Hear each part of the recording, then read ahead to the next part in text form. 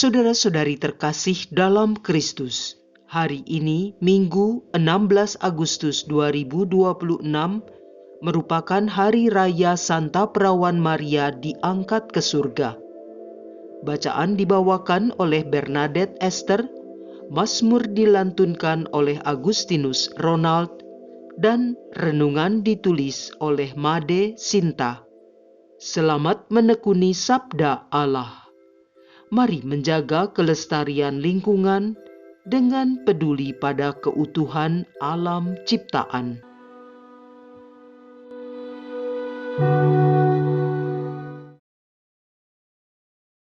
Dalam nama Bapa dan Putra dan Roh Kudus. Amin.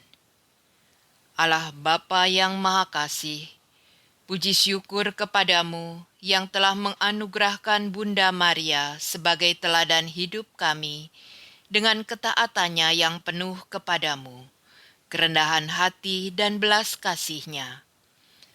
Bapa, mohon rahmat-Mu agar kami selalu peka mendengarkan sabda-Mu dan menjalankan kehendak-Mu. Kemuliaan kepada Bapa dan Putra dan Roh Kudus, seperti pada permulaan, sekarang, selalu, dan sepanjang segala abad. Amin. Bacaan dari Kitab Wahyu bab 11 ayat 19a, bab 12 ayat 1 sampai 6a, dan ayat 10ab. Aku, Yohanes, melihat bait suci Allah yang di surga, dan kelihatanlah tabut perjanjiannya di dalam bait suci itu. Lalu tampaklah suatu tanda besar di langit. Seorang perempuan berselubungkan matahari dengan bulan di bawah kakinya, dan sebuah mahkota dari 12 bintang di atas kepalanya. Ia sedang mengandung. Dalam keluhan dan penderitaannya hendak melahirkan, ia berteriak kesakitan. Maka tampaklah suatu tanda lain di langit. Seekor naga merah padam yang besar, berkepala 7 dan bertanduk 10, dan di atas kepalanya ada 7 mahkota. Ekornya menyapu sepertiga dari bintang-bintang di langit dan melemparkannya ke atas bumi. Naga itu berdiri di hadapan perempuan yang hendak melahirkan itu untuk menelan anaknya segera sesudah perempuan itu melahirkannya. Dan perempuan itu melahirkan seorang anak laki-laki yang akan menggembalakan semua bangsa dengan gada besi. Tetapi tiba-tiba anak itu direnggut dan dibawa lari kepada Allah dan ke hadapan tahtanya. Lalu perempuan itu lari ke padang gurun di mana Allah telah menyediakan suatu tempat baginya. Kemudian aku mendengar suara yang nyaring di surga. Sekarang telah tiba keselamatan, kuasa dan pemerintahan Allah kita. Sekarang telah tiba kekuasaan Dia yang diurapi Allah. Sebab para pendakwa yang siang malam mendakwa saudara-saudara kita di hadapan Allah telah dilemparkan ke bawah. Demikianlah sabda Tuhan.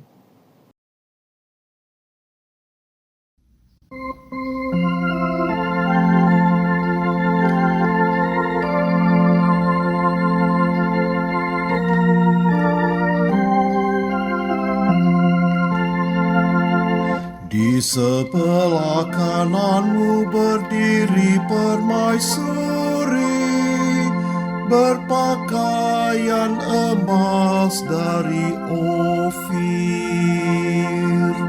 Dengarlah hai puteri, lihatlah dan sendengkanlah telingamu. Lupakanlah bangsamu dan seisi rumah ayahmu. Biarlah raja menjadi bergairah karena keelokanmu, sebab dialah Tuanmu, sujudlah kepadanya. Di sebelah kananmu berdiri permaisuri, berpakaian emas dari Ofir. Dengan sukacita dan sorak-sorai mereka dibawa. Mereka masuk ke dalam istana raja. Di sebelah kananmu berdiri permaisuri, berpakaian emas dari Ofir.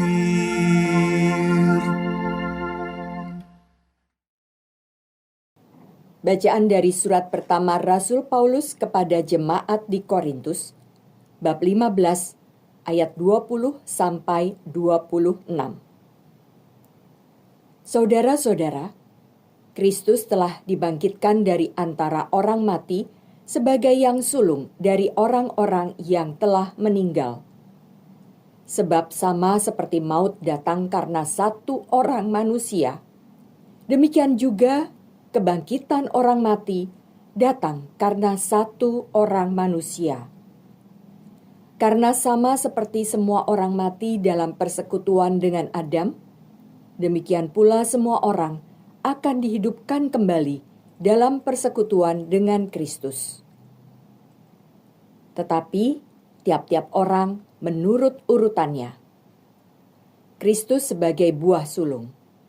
Sesudah itu, mereka yang menjadi miliknya pada waktu kedatangannya. Kemudian tibalah kesudahan, yaitu bila mana Kristus menyerahkan kerajaan kepada Allah Bapa, sesudah ia membinasakan segala pemerintahan, kekuasaan, dan kekuatan.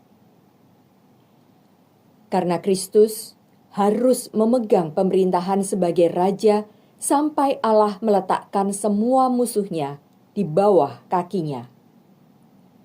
Musuh terakhir yang ia binasakan ialah maut.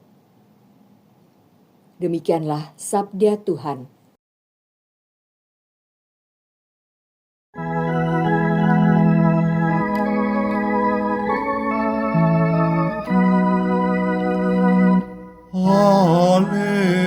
Haleluya, haleluya. Maria diangkat ke surga. Para malaikat bersuka cita. Haleluya, haleluya.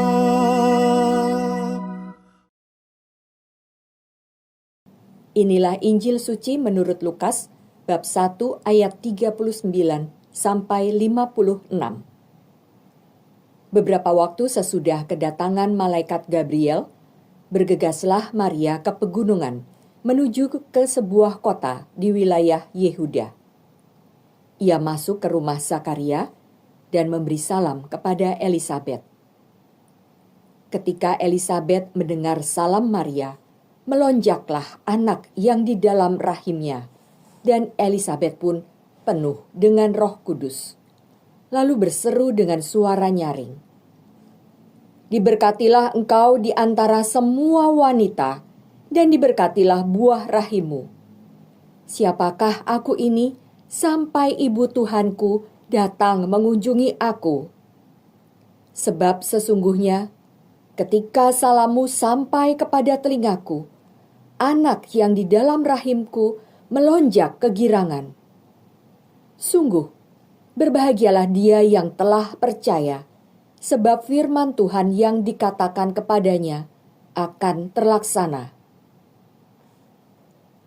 Lalu kata Maria, "Jiwaku memuliakan Tuhan, dan hatiku bergembira karena Allah Juru Selamatku. Sebab ia telah memperhatikan kerendahan hamba-Nya.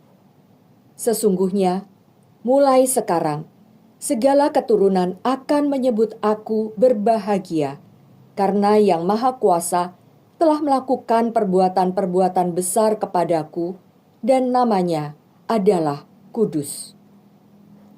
Rahmat-Nya turun-temurun atas orang yang takut akan Dia. Ia memperlihatkan kuasa-Nya dengan perbuatan tangan-Nya dan mencerai-beraikan orang-orang yang congkak hatinya.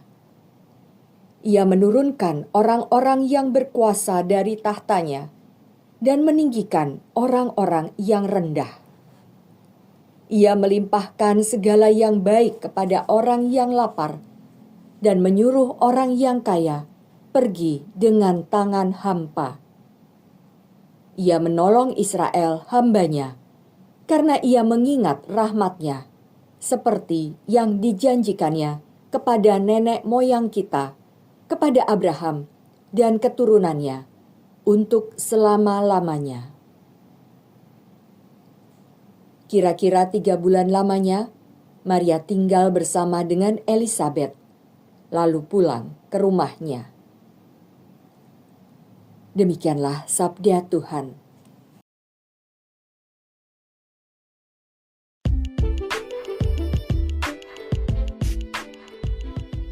Peziarahan penuh harapan. Renungan dibawakan oleh Maria Clara.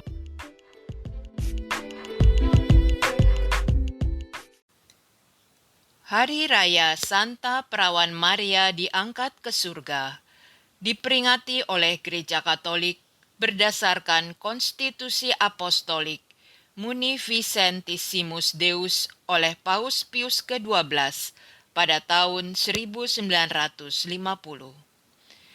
Dengan otoritas Tuhan kita Yesus Kristus dan para rasulnya yang terberkati, Petrus dan Paulus, dan dengan otoritas diri kami memproklamasikan, kami mendeklarasikan, dan kami mendefinisikan doktrin ini sebagai dogma yang diwahyukan oleh Allah, bahwa Bunda Allah yang tak bernoda, Maria yang tetap perawan, setelah menuntaskan perjalanan kehidupan duniawinya, diangkat tubuh dan jiwanya ke dalam kemuliaan surgawi.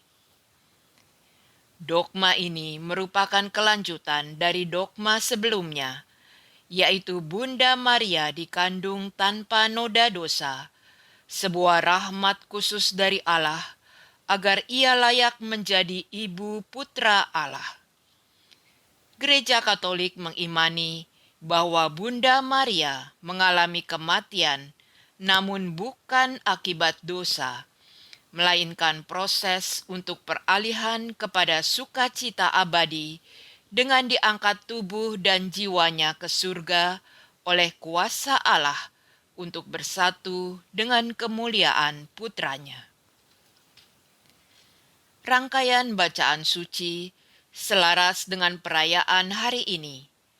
Pada kitab Wahyu tertulis, Rasul Yohanes mendapatkan penglihatan bait suci Allah di surga terbuka, dan di dalamnya kelihatanlah tabut perjanjiannya. Kaitan antara isi tabut perjanjian pada zaman Nabi Musa dan Bunda Maria sebagai tabut perjanjian baru terlihat melalui kesejajaran tipologi dalam kitab suci. Tabut perjanjian lama menyimpan 2 loh batu, 10 perintah Allah, mana, roti fisik pemberian Allah, dan tongkat Harun lambang imamat. Rahim Bunda Maria adalah tabut perjanjian baru yang mengandung Tuhan Yesus, Sang Firman dan roti hidup yang menjelma menjadi manusia. Ia juga adalah Imam Agung yang kekal dan sejati. Santo Paulus dalam bacaan kedua menegaskan kemenangan Kristus atas maut adalah buah sulung, kebangkitan orang-orang mati. Peristiwa Bunda Maria diangkat ke surga dengan jiwa dan raganya adalah buah sulung dari kemenangan Kristus atas maut dan ia yang pertama menerima penggenapan janji keselamatan kekal. Bunda Maria telah dipersiapkan sejak dalam kandungan untuk lahir ke dunia dengan rahmat dan anugerah yang luar biasa, yaitu menjadi Ibu Tuhan. Rasul Matius menuliskan dengan indah kidung Magnificat, "Jiwaku memuliakan Tuhan, dan hatiku bergembira karena Allah Juru Selamatku." Sepanjang hidupnya di dunia ini, ia selalu bersama Allah yang ditunjukkannya dalam tindakan belas kasih yang nyata. Hingga pada akhir hidupnya, ia kembali menerima rahmat istimewa. Melalui perayaan ini, kita diingatkan bahwa kita adalah orang-orang yang sedang dalam perjalanan. Kita semua adalah peziarah yang hanya numpang lewat, yang berkat kurban Kristus memiliki harapan kelak akan bersatu dengan Allah bersama para kudusnya. Saat menjalani hidup ini, marilah kita ikuti teladan Bunda Maria dengan menjalin relasi yang intim dengan Allah serta saling mendukung dan mengasihi sesama. Marilah berdoa. Salam Maria, penuh rahmat, Tuhan sertamu. Terpujilah engkau di antara wanita, dan terpujilah buah tubuhmu Yesus. Santa Maria, Bunda Allah, doakanlah kami yang berdosa ini, sekarang dan waktu kami mati. Kemuliaan kepada Bapa dan Putra dan Roh Kudus, seperti pada permulaan, sekarang, selalu, dan sepanjang masa. Amin. Dalam nama Bapa dan Putra dan Roh Kudus. Amin.